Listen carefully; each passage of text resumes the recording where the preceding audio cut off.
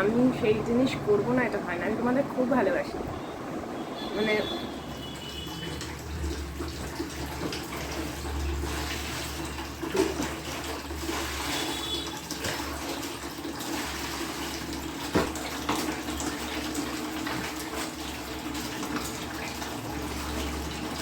ভিডিওটা শুরু করেছিলাম বৃহস্পতিবার দিন। এই যে জামা কাপড়গুলো কাচতে বসেছি, এগুলো বৃহস্পতিবারের। আর এই গরমকালে না আমি খুব সকাল সকাল স্নান, কাচা, ধোয়া এগুলো সেরে নিতে পছন্দ করি। এখন ওয়াশিং মেশিন খুব একটা চালাতে হচ্ছে না, কারণ আমি রেগুলার সকালবেলায় জামা কাপড়গুলো ধুয়ে নিই সাবান জলের মধ্যে চুবিয়ে। তাড়াতাড়ি করে ধুয়ে নিলে এই যে স্নানটা করে নেবো, এবার সারা দিনের মতন আমি ঝরঝরে থাকি। সে যতই রান্না করি, যাই করি, দরকার পড়ে আমি বিকেলের দিকে আরেকবার গা ধুই, কিন্তু আমি তাড়াতাড়ি স্নান সেরে পুজোটা করে নিই। তো ওই জন্য এখন আমি একটা রুটিনে আবার চলে এসেছি। শীতকালে একরকম না রুটিন হয়েই যায়, আর গরমকালেও একরকম রুটিনও ঠিক তোমাকে করিয়েই নেবে। আর আমি না দেখেছি যত তাড়াতাড়ি স্নান করে নেব তত কাজের এনার্জি, কাজের গতি বেড়ে যায়।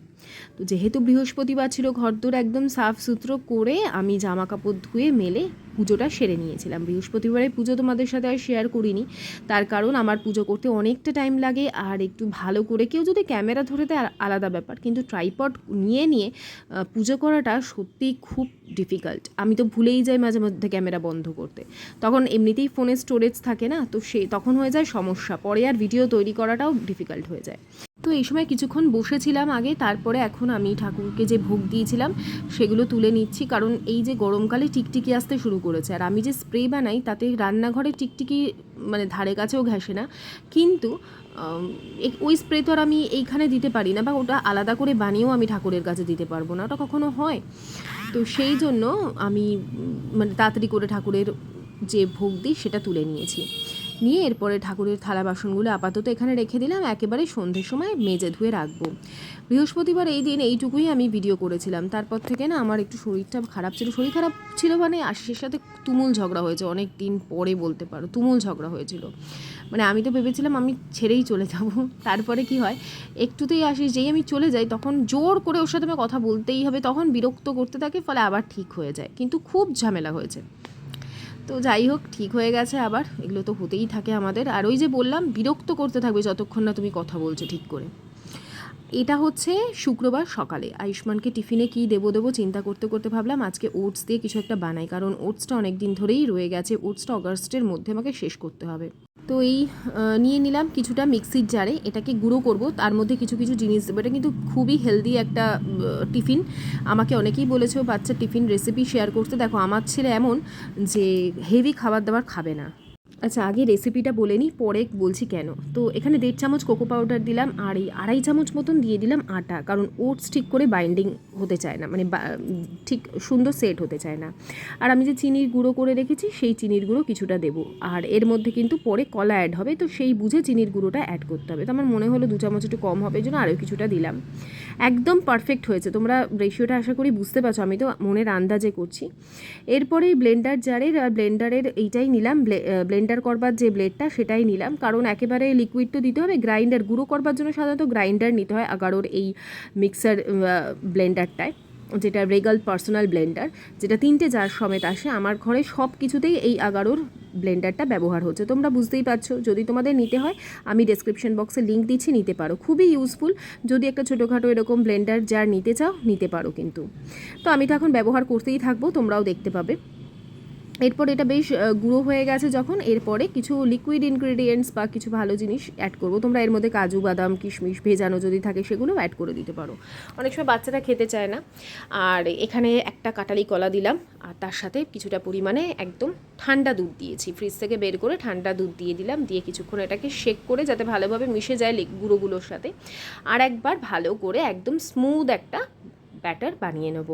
বুঝতেই পারছো এটা হচ্ছে চকলেট প্যানকেক, যেটা ব্যানানা দিয়ে তৈরি, ওটস দিয়ে তৈরি। কী যে ভালো মানে খেয়েছে আয়ুষ্মান, আমি তোমাদের বলে বোঝাতে পারবো না। এরপরে আমি একটা ননস্টিকের প্যান নিয়ে নিয়েছি, তার মধ্যে কিছুটা বাটার ব্রাশ করে দিয়েছি। এরপরে না প্রথমে ভাবলাম তোমাদের জন্য একটা রেসিপি দেখিয়ে দিও, যে একদম যাদের ছোটো বাচ্চা তাদের জন্য এগুলোকে এরকম করে টেডি ওপর দিকে একটু কান দিয়ে, হ্যাঁ, বা চকো চিপস দিয়ে চোখ করে বানিয়ে দিতে পারো। প্রথমে ভাবলাম ওরকম বানাই, তারপরে ভাবলাম আমার ছেলের জন্য বানাতে গেলে ও খাবেই না, ও তো রেগেই যাবে, বলে এইগুলো কী করেছো, যতই হোক একটু তো বড় হচ্ছে। তো সেই জন্য আমি প্রথমে তোমাদের দেখিয়ে দিলাম, এবার তোমরা ওরকম করে কিন্তু করে নিতে পারো নিজেদের বাচ্চাদের জন্য। এবার বলি আমার ছেলে কেন খাবে না, তার কারণ ও খেলবে। ও টিফিন টাইমে যদি অত খাওয়ায়, অনেককে দেখি তো টিফিন বেশ সুন্দর গুছিয়ে দেয়, কোথাও ফল দিচ্ছে, কোথাও তরকারি দিচ্ছে, কোথাও স্যান্ডউইচ বানিয়ে দিচ্ছে, অনেক রকম সাজিয়ে গুছিয়ে দেয়। অত বসে ধৈর্য ধরে খাবেই না, পুরো টিফিন নিয়ে চলে আসবে। তো যেটা খায়, যেটুকু খায় তার মধ্যেই চেষ্টা করি পুষ্টিকর দেওয়ার। এরপরে কিছুটা ওই আমার কাছে যে চকলেট আছে ওটাকেই গ্রেট করে দিয়ে দিলাম, কারণ কোকো পাউডার থেকে খুব একটা চকলেটের ফ্লেভার আসে না। দিয়ে ওপর থেকে তোমরা চাইলে আরেকটু বাটার ব্রাশ করে দিতে পারো, কারণ বাটারের যে ফ্লেভারটা এই ধরনের প্যানকেকে ভীষণ ভালো যায়। আবারও প্যানে বাটার দিয়ে দিচ্ছি, এইভাবে আমি একটা একটা করে বানাতে থাকবো। তার সাথে সাথে ওকে কীভাবে কী কী দিই আমি সকালবেলা, কারণ খুব সিম্পল দিই। আমার ছেলে খুব বেশি সকালের দিকে না খেতে পারে, আর না ও কোনো টিফিন নিয়ে যেতে পারে, এসে ভাত খায় ঠিকঠাক করে, কিন্তু ও স্কুলে খুব বেশি কিছু নিয়েও যেতে চায় না, আর খুব বেশি কিছু খেয়েও যেতে চায় না। আমরা যেমন সকালবেলা ভাত খেয়ে যেতাম, যদিও এত সকালে আমাদের স্কুল ছিল না, কিন্তু ওকে তো আমি কোনোদিনও এইগুলো খাওয়াতে পারিনি। একদম যখন ছোটো ছিল একটু ভাত খাওয়াতাম, কিন্তু ওদের স্কুলের মিটিংয়েই বলেই দিত ভাত খাওয়াবার অত সকালে দরকার নেই, কারণ বাচ্চারা গিয়ে বমি করতো। তো সেই থেকে আয়ুষ্মানের অভ্যেস হয়ে গেছিলো। তারপরে ওকে ওটস দিতাম, এখন খেয়ে যায় ছাতু। আগে ছাতু মুড়ি বেশ ঘন করে দিতাম, এখন ছাতু মুড়িটা আমাকে পাতলা করে দিতে হয়, তাও খুব বেশি পাতলা করি না। তো দেখছো অল্প অল্প করে বাটার কিন্তু আমি ব্রাশ করতে থাকছি। এত সফট, এত টেস্টি হয়, তোমার যত ছোটো বাচ্চাই হোক না কেন সে কিন্তু খুব ভালো করে খাবে। আর ছোটো বাচ্চা বড়ো বাচ্চা সবাই ভালো করে খাবে, এমনকি আমরা বড়োরাও।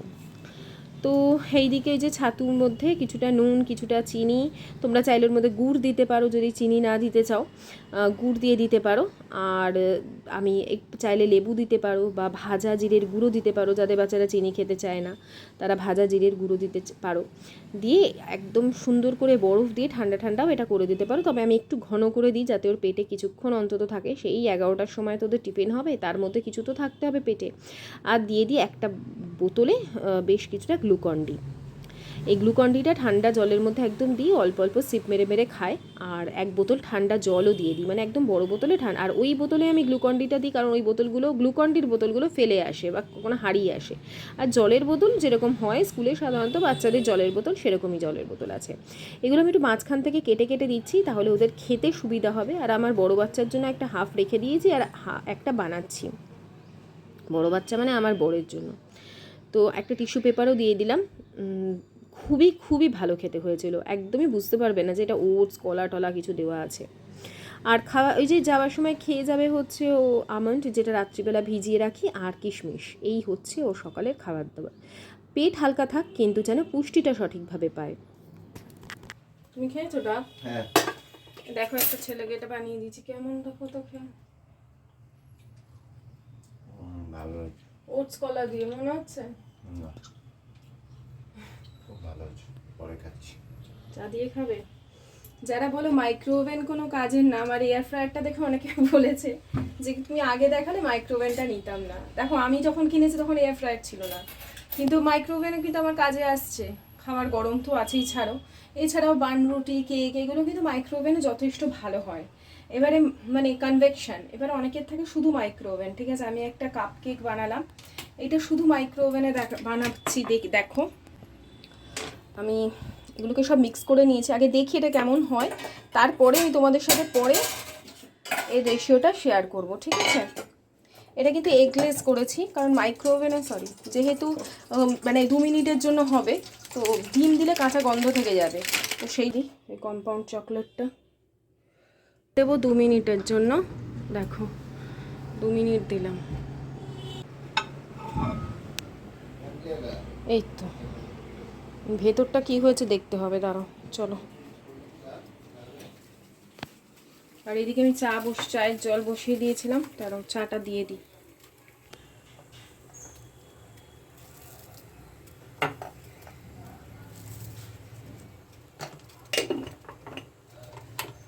চা হতে হতে তোমার কেক রেডি হয়ে গেল। দেখি ঠিক, হ্যাঁ ভালোই স্পঞ্জি হয়েছে গো ভেতরটা। এই দেখো পুরো ক্লিয়ার এসছে। দেখেছো, আজ তোমাদের প্রুফ দিলাম তো যে মাইক্রোওভেন ছাড়াও কিন্তু মানে সরি কনভেকশন এবং অনলি মাইক্রোওভেন কাজেরই। ঠান্ডা হোক, পুরো নিজে থেকেই ছেড়ে যাচ্ছে, দেখো পুরো স্পঞ্জি হয়েছে। তো তোমরা যখন বলছিলে যে মাইক্রোওভেন কিছুই পায়ের ব্যবহার করতে পারি না, আমি ভেবেছি এবারে তোমাদের সাথে মাইক্রোওভেনে বেশ কিছু, যেমন আমি যেগুলো করি, মাছের কিছু রেসিপি করি, চিংড়ি মাছের করি, ইলিশ মাছের করি, কাতলা মাছের করি, সেগুলো তোমাদের সাথে শেয়ার করব। প্লাস এই যে কেকটা বানালাম কত সহজে হলো সেগুলো শেয়ার করব, আলু সেদ্ধ থেকে শুরু করে সব কিছু একটু একটু করে ডিটেলে। আরে চিয়া সিডটা খাওনি এখনো? চিয়া সিড আমাকে দিয়া তো কাকে দিয়ে গেলাম এটা? তোমাদেরকে বলছি কেকটা কাপ নেবে, একটা বড় কাপ, মানে যেই কাপগুলো সাধারণত তোমার ইয়েতে যায়, মাইক্রোওভেনে যায়, বোরোসিল জাতীয় বা লাউপালা জাতীয় কাপগুলো কিন্তু যায়। হ্যাঁ, তো ওর মধ্যে আমি নিয়েছি, লেখো, খাতা পেন নাও, লিখে নাও, কারণ এটা দেখানোটা খুব মুশকিল, আর দেখালেও তোমরা অনেকে মিস করে যাবে, যেন খাতা পেন নাও, এখনই আমি বলে দিচ্ছি।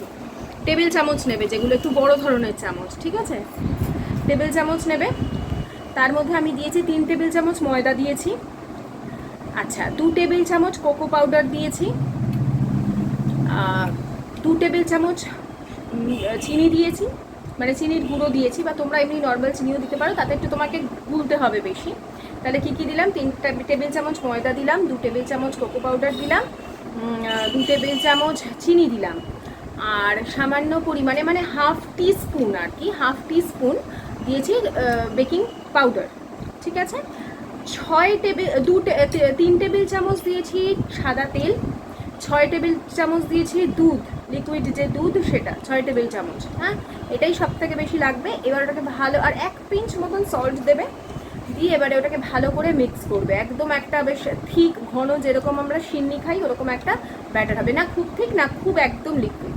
এবার ওটাকে 2 মিনিটের জন্য মাইক্রোওভেনে দিলেই তোমাদের, আমি ওপর থেকে একটু চকোলেট, ওই আমার কাছে ছিল কম্পাউন্ড চকোলেট, ওপর থেকে একটু দিয়েছি, তোমাদের কাছে চকো চিপস থাকলে দিতে পারো। তো এই বাচ্চারা অনেক সময় বাইরের কেক টেক খায় না, আমরা 3 টাকা, আগে তো 3 টাকা ছিল, এখন আছে নাকি বাটি কেকগুলো 3 টাকা নেই, না 5 টাকা হয়ে গেছে বোধহয়, আগে 3 টাকায় পাওয়া যেত, ভেতরে আবার ক্রিম থাকতো এক একটায়, 10 টাকা হয়ে গেল। তো এগুলো ঘরে বানিয়ে দিলে অল্প অল্প জিনিস লাগে, তাই কত টাকা নিয়ে নেয় বাইরে। আর প্যানকেকটা তো তোমাদের সাথে শেয়ার করলাম, আমার কাছে একজন বন্ধু কমেন্ট করেছিল যে তোমার ব্রেকফাস্ট, এবার তো আমি ঠিকই করেছি, আমার এমনিতেও ভিউজ, আমার যা রান্নাবান্না হয় আমি সেই সমস্ত সব কিছু দেখবো। রে বাবা রে, বাবানের মা, যা হয় আর সকালবেলা ঝামেলা, বাচ্চা মানে ছেলে মেয়ে যতই বড় হয়ে যাক না কেন, মাদের চেঁচাতেই হবে, যতক্ষণ না বিয়ে হচ্ছে ততক্ষণ মাদের শান্তি নেই।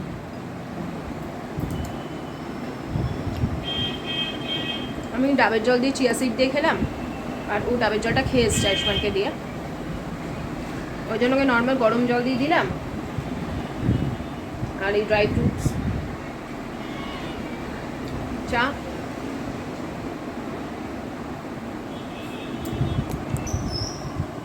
বিশ্বাস করো, ওই 2 মিনিটের যে কেকটা খাচ্ছি এত ভালো লাগছে আমার, ভীষণ ভালো লাগছে।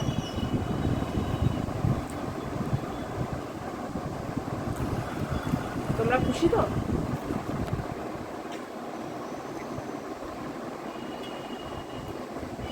তোমরা বলবে না আর আমি সেই জিনিস করবো না, এটা হয় না। আমি তোমাদের খুব ভালোবাসি, মানে আমি বলতে পারবো না, বিশ্বাস করে না অনেকে, আমি সত্যি তোমাদের ভালোবাসি। আমি দেখি না হয়তো তোমাদের,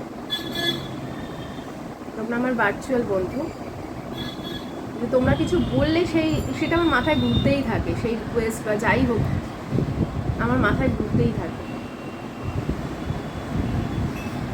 যে ওটা বলেছিল, এটা করতে বলেছিল।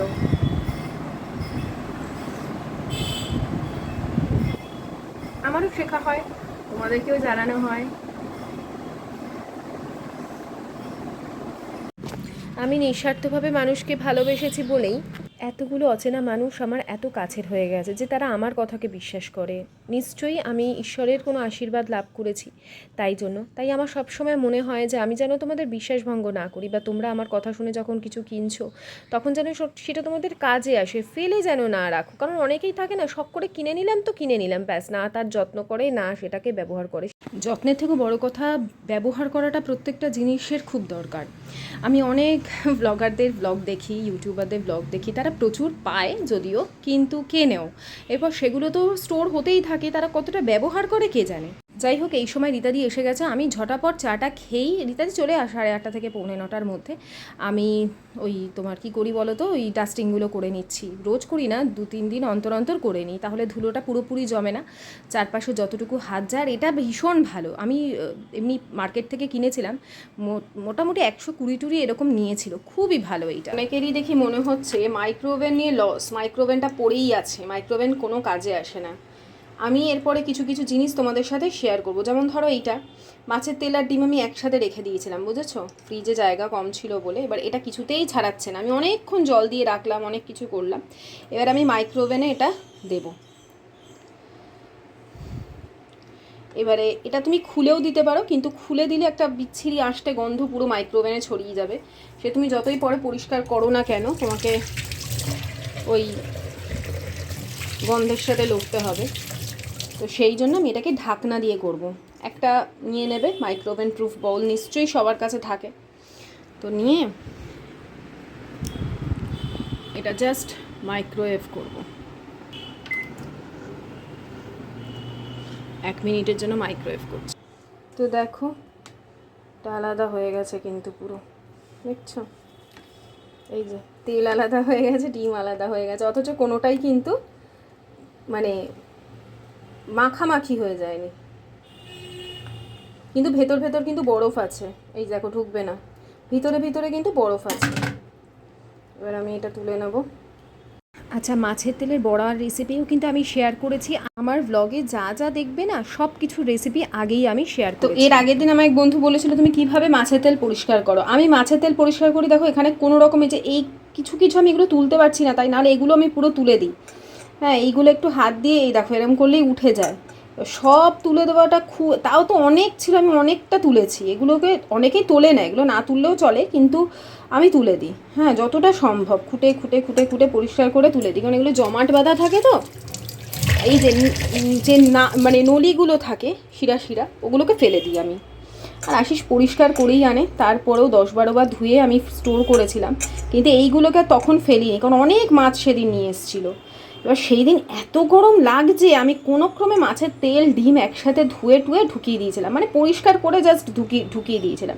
কিন্তু এই যে এগুলো ছাড়ানো, আমি ভেবেছিলাম যে খাবো যেদিন সেদিনই ছাড়াবো।